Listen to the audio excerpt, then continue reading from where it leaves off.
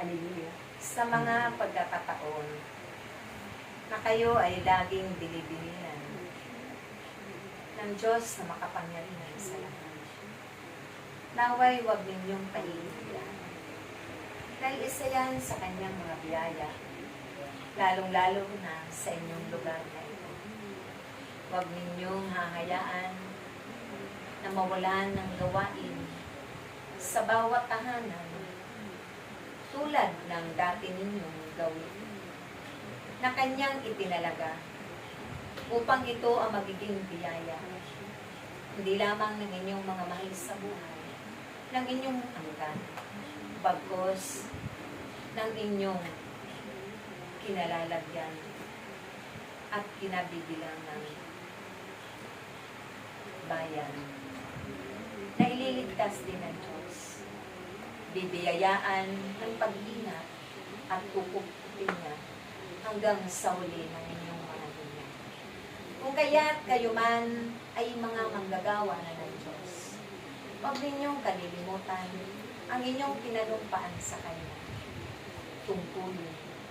Ganapin ninyo ito ng buong pag-ibig, buong kagalakan, buong kababaan ng kalooban.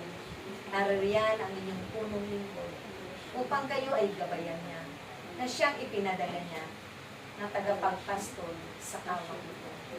Upang higit pa na biyaya ang inyong makakamtan. Kung kayo ngayon ay nagtatamasa na ng mga biyaya, higit pa dyan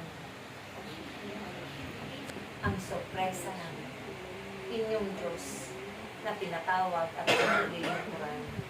Dahil batid niya ang laman ng inyong mga puso at kalooban.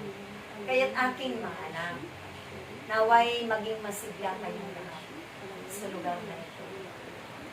Pagbutihan ninyo ang inyong paglilingkod upang hindi kayo mapabilang doon sa mga nakaranas ng kapit-kapian at nakaranas ng mga trahedya.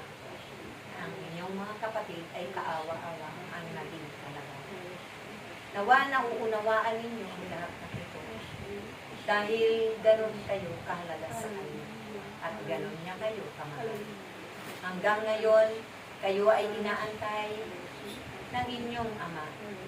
Doon sa templo na kung saan kayo'y nagkakatipon sa pangalan ng Amen. Amen.